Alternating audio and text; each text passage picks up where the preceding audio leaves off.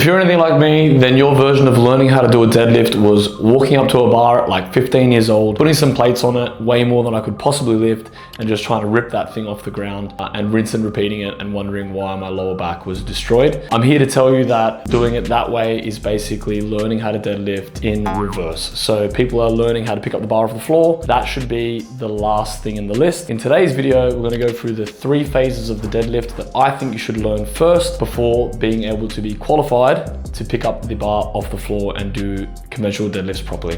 So let's get into it. RDL, top down, conventional, which is our deal. So this is obviously where most people are starting, all right? So they're skipping all these phases, going straight to just picking the bar up off the floor, but not really understanding these here, which are really important for creating some movement pattern awareness, learning how to engage the right muscles. So let's dive into each phase a little bit and talk about what we do. Right, so with the RDL, it's basically, once again, understanding the hinge pattern. I should say that before these 3 phases as well, usually I spend time with clients to teach them core stability, rib cage stacking, and keeping a neutral spine. Because if you can't do those things, this is almost near impossible to be learning, especially when you start adding load to it, okay? So before this, core bracing activation. With the RDL, we have the unloaded. So we've got wooden bar first, okay? Wooden bar first, usually doing that with clients with their calves up against the bench, just to make sure they have that feeling on the back of their legs as they're hinging back, to learn how to push their bum back and keep their spine nice and tall, loading the hamstrings and the glutes, rather than squatting the bar, which is what a lot of beginners do and sets you up for failure when you're going to the conventional deadlift. So wooden bar first. Depending on how good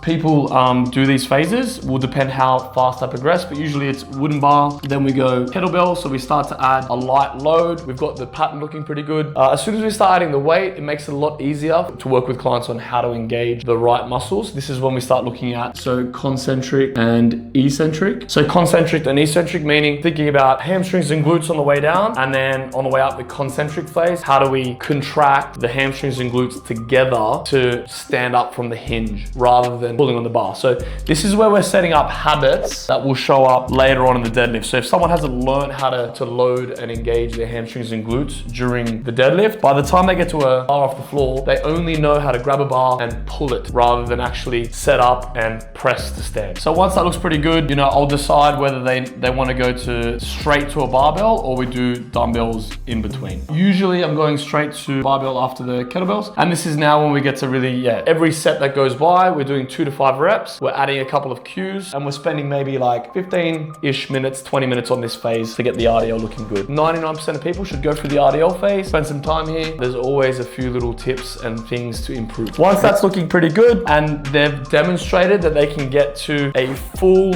hip hinge, so that is the hips have gone as far back as they can, and we've got the hamstrings, glutes, core, and posture. We learn how to load those things. Now we go into the next phase, which is we've ticked this off. This is good. Most people need to spend a considerable amount of time in this phase here. Okay, this is where most people will fall. With top down, the idea is now we've got a full hip hinge, so we've gone as far as we can back. Now that we've got this bar ending up at the knee with the RDL, once again, probably the angles are a bit off there.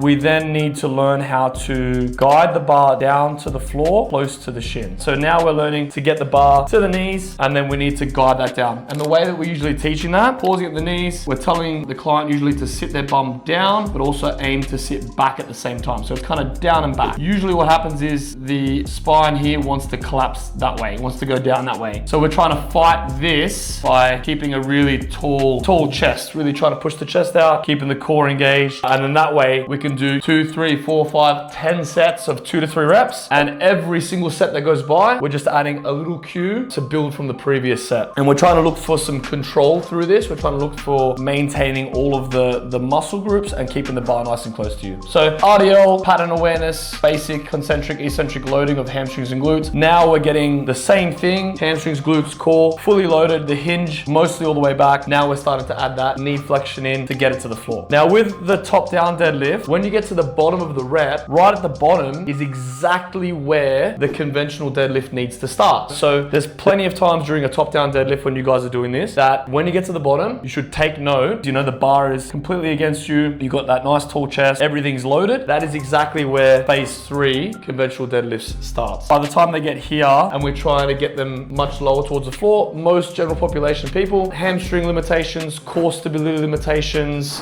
thoracic postural awareness limitations, all these different things where people like, by the time they get to this point, they just collapse or they lose that stability. So then there is no way you could do the final phase of a conventional deadlift without demonstrating that you can do this all the way to the floor. So most people will get them to do this phase first and spend some time here and then set some other exercises and stuff to help with this. So if someone's got, you know, clear limitations, in about a month time, we'd revisit this. Or if it's in a class setting, for example, the bar can only get to like mid shin or a bit lower than mid shin, then we would prescribe the client that we're working with elevating the plates off the floor just to make sure that they're keeping the stability all the way to the plate, and then dropping that plate every single week so it gets a little bit lower. And then the goal is the same. As it gets lower, you still need to make sure that the bar is pulling inwards, like coming towards you, and all these other things are on. Now, if all of those things are done, they look pretty good. We've got our final conventional, all right? So our normal deadlift. What we're trying to do with this one is we need to be able to have the bar on the floor. We need to be able to walk up to the bar and be set up in the exact position that we need to start. So when we walk to the bar, we're getting in there. We're trying to get our shin position almost vertical. Our hips are back. Our hamstrings and glutes are loaded. Torso is nice and strong, even to the point where sort of down or giving yourself a double chin. And then our arms are nice and long to reach the bar,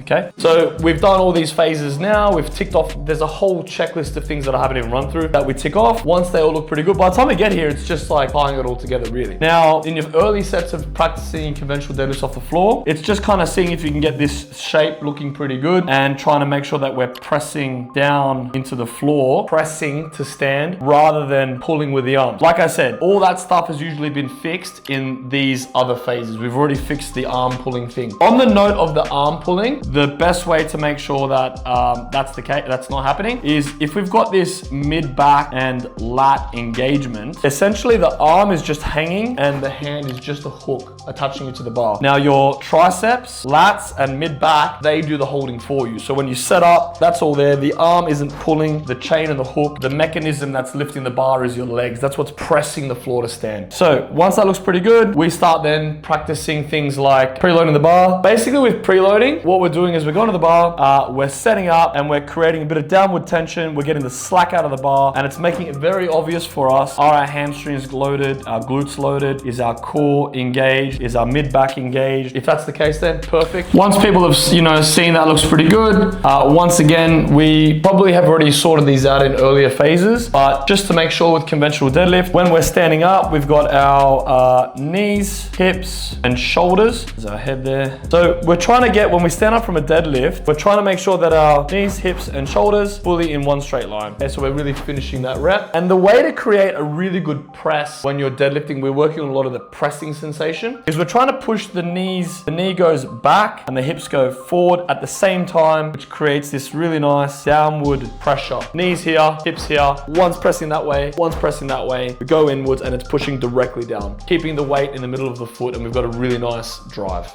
And finishing the rep. The last thing we look for in conventionals is people get in the habit of getting to the top of the lift and then just falling down with the bar. The reason why phase 1 and 2 are super important is because now we're able to get to the top of the lift in the deadlift, and then we actually have some awareness to control the way down. And it's not so important in a conventional deadlift to control the way down specifically for, you know, let's say an eccentric loading or tempo, which in some programs there is tempo for conventional deadlifts, but it's more actually important for helping you set up for the next rep. So, you know, if you drop the bar and we just drop it to the floor and then every rep again, it goes a bit forward. Every like inch or two, the bar gets away from you. If you aren't really very proficient at resetting, you'll start to like yank the bar up using your lower back rather than doing all of the setup that you need to do. So try really get people in the habit of, which is why these phases are so good. Get to the top of the rep, control it down. When you get to the bottom, it's a very small reset. Literally when the bar hits the floor, it's setting the shoulders again, you brace your core, and then just pressing the floor again. Whereas if that bar gets away from us every single rep, you know, more experienced guys have the ability to roll the bar back, get into position and go. But most of the newer guys that I'm working with or in general population, the bar drops, it rolls away from us, they don't reset it, they just yank it off the floor. They end up with that standard super rounded back and obviously injuring their lower back. So try to avoid that. All right, hopefully there was some good insights there. But yeah, basically to wrap it up, in order to conventional deadlift, you should really learn pattern recognition, understand what the hamstrings and glutes do? What do they feel like? This isn't even talking about left to right weaknesses and stuff yet. Most people are gonna have one side that works better than another side. During something like a conventional deadlift, bilateral push, when you're pressing, one side's gonna work way harder, one side's not. So this is just not even going down that rabbit hole yet, you know? But understanding what it feels like to get glute contraction. If you've got a coach, it makes it easier to understand if one side's not working so much, what do you do? There's a whole